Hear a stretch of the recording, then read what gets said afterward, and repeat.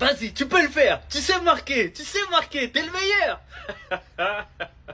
Vous vous en doutez bien, il a pas marqué. Et comme 99% de ses coups francs, ça a fini où? Dans le mur. Et comme disait Messi, il y a ceux qui visent les records et il y a ceux qui visent les trophées. Depuis que CR7 il est arrivé en Arabie Saoudite, il a joué 13 compétitions. Il a perdu les 13. Ah mais c'est un fait, hein, vous pouvez compter. Hein. La première saison 1, 2, 3, ensuite 4, et là on en est déjà à 2. Et la saison elle est pas finie. Hier soir ils ont perdu contre l'équipe de Benzema à l'Ittihad. Je vous jure j'ai regardé le match. Pour la première fois je regarde un match de Saudi League entre guillemets en entier. Là c'était de la coupe, c'était pas de la Saudi League, mais bon vous m'avez compris. L'équipe de Benzema ils étaient réduits à 10 pendant presque une mi-temps entière. Et je vous jure, c'est même pas pour en rajouter, c'est même pas pour chambrer. En fait CR7 s'il marque pas, il est invisible. Certes, il est sur le but, je vais pas mentir, il est sur le but, il fait un centre en retrait, elle est déviée. Après, elle revient sur Angelo il met une bête de frappe. Mais à part ça, je vous promets qu'il est invisible. Le seul joueur qu'on a vu sur le terrain, il lève la main. Franchement, j'espère qu'en 4 ans, il va gagner au moins un trophée en Arabie Saoudite parce que c'est inquiétant. Là, ils sont premiers du championnat. Bon, il reste du temps, mais bon, peut-être que ça sera son premier trophée. À suivre. Mais qui laisse les coups francs à Sadio Mané? Ça y est, qui laisse à Sadio Mané? Il tire mieux. Décidément, collectivement, c'est une catastrophe. C'est une catastrophe, il faut le dire. CR7 à Al Nasser, ça devient vraiment compliqué pour lui, là. Ce soir, il a encore affronté Benzema dans une compétition où il s'est fait éliminer. C'est pas la première fois que ça arrive. Si on fait le bilan de CR7 collectivement à Al Nasser, c'est 10 compétitions jouées, 10 fois éliminé. Individuellement, il n'y a rien à dire. Encore heureux, ça reste Cristiano Ronaldo. Il fait des exploits, les performances, elles sont là. Il est buteur, passeur, il met des buts, c'est pas le problème. Mais collectivement, son équipe, elle a du mal à suivre. Malgré qu'il y a des bons joueurs, il y a des très bons joueurs à ses côtés. Il se fait toujours éliminer. Non, malheureusement pour CR7, ce qu'on retient sur les dernières années, collectivement, c'est que des défaites. À part la Ligue des Nations avec le Portugal qu'il a pris récemment, franchement, c'est triste. C'est à se poser des questions. Est-ce qu'il est dans le bon club pour sa fin de carrière? Parce que là, la seule chose qu'il peut vraiment atteindre et qui nous resterait dans les mémoires, c'est les 1000 buts. Mais encore une fois, c'est quelque chose d'individuel. Ce serait quand même pas mal de remporter un trophée avec El Nasser. Et je dis pas du tout que c'est de sa faute, c'est le meilleur joueur de l'équipe. Et regardez encore une fois ce soir, Benzema buteur. Ça fait mal à chaque fois Benzema il marque contre Ronaldo. Je vous mens pas, on souffre déjà. Je vois tout le temps CR7 se faire éliminer. Mais là, j'ai des mecs qui mettent ça dans les commentaires. Le seul moyen de voir El Nasser remporter un trophée avec la photo de Messi avec le maillot d'El Nasser. Mais qu'est-ce que je dois faire? Lui mettre un permanent ban? Parce que déjà, il m'a énervé. En même temps, il m'a fait un peu rigoler, on va pas se mentir. Mais d'ailleurs, je vais vous poser la question. Si Messi aurait été dans la même équipe que Ronaldo, est-ce que vous pensez qu'il aurait remporté des trophées? Je pense avoir la réponse, mais mettez ça dans les commentaires. Parce qu'on va pas se mentir, là, ça commence à devenir hardcore. Derrière moi, c'est tous les trophées que CR7 a loupé.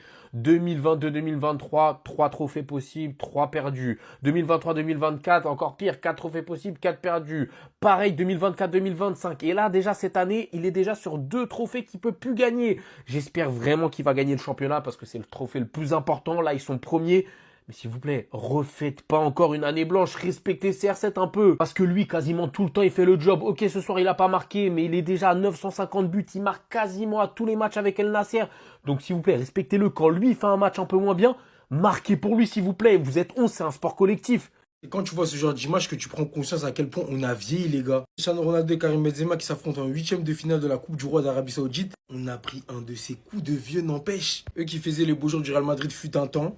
Aujourd'hui, ils sont en pré-retraite en Arabie Saoudite et franchement, ça c'est beau. Évidemment, il fallait un vainqueur pour départager ces 2 grosses équipes d'Arabie Saoudite. Et c'est Karim Benzema qui l'emporte avec Al Ittihad sur le score de 2-1. Merci Zak Nani pour la gratuité. Il y a un but d'Oussem Aouar également. Il faut savoir que ce match, je l'attendais à cause d'un tweet. Rendez-vous compte, un ancien joueur, une légende d'Al Ittihad, Mohamed Nour, qui a menacé Moussa Djabi en direct à la télévision. Eh Moussa Djabi, si tu ne joues pas bien contre Al Nasser demain, voilà, tu ne joueras plus jamais.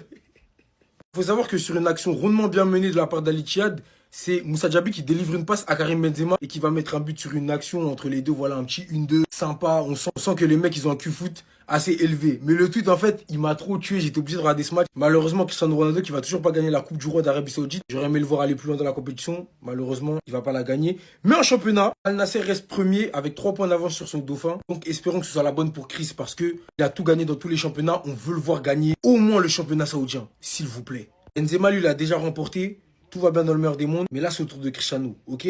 Restez sobre, abonnez-vous les gars, ça attrape. Actuellement, les 2 joueurs les plus décisifs au Barça sont Rashford et Fermin Lopez. Rashford, qui est le joueur le plus décisif, 11 de goal assist avec 5 buts, 6 passes D. Il a fait un très bon mois de septembre où Rashford et Pedri étaient les joueurs les plus importants. Il avait la lourde responsabilité de remplacer des cadres comme Rafinha, Lamine ou bien même Lewandowski. En tout cas, pour l'instant, il fait un bon début de saison en se montrant décisif dans tous les gros matchs du Barça. Newcastle, PSG, Real. Personnellement, face à Madrid, j'attendais un peu plus d'exploits individuels, car quand tu regardes de l'autre côté un joueur qui était pris à plusieurs, j'attendais un peu plus d'initiative, de prise de risque, comme face à Newcastle. Et bref, ce dont j'ai hâte, c'est de voir Marcus ce qu'il donnera lorsque tout le monde sera là. Que tout le monde sera à 100% quand on récupérera Lewandowski, Rafinha, Fermin Lopez qu'on a récupéré et qui est d'ailleurs actuellement le meilleur buteur au Barça, avec 6 buts si je me trompe pas, qui devient très intéressant car Flick le joue à gauche, en 10 et en faux 9. Enfin bref, j'ai hâte que tout le monde revienne afin qu'ils soient tous en concurrence, car nous sommes en novembre et nous savons toujours pas quelle est l'attaque type. Et lorsqu'on aura tout le monde, on va pas se mentir qu'on a de quoi faire. Avec Yamal et Bardi à droite, Ferran et Lewandowski en pointe, Rafinha et Rashford à gauche, Olmo et Fermin en milieu offensif, sans même compter les petits de la Masia comme Dro, Tony Fernandez, Dani Rodriguez et tout ça.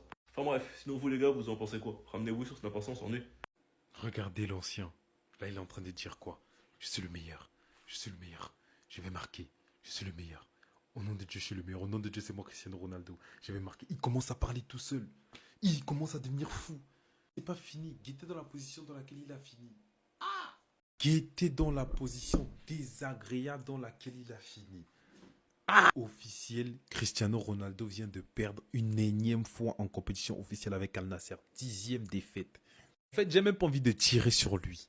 J'ai même plus envie de tirer sur lui. Ça me fait de la peine et voir que les gens continuent à le mettre au alors que le plus important, il n'assure pas.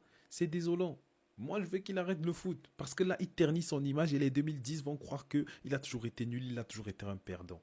Je parle même pas en voulant le descendre parce que je suis pro Messi, ma vie est finie, ma satisfaction football est finie pour l'éternité. J'ai plus besoin de prouver ou de débattre. Juste regarder CR7 souffrir comme ça. Au nom de Dieu, sincèrement, ça me fait mal.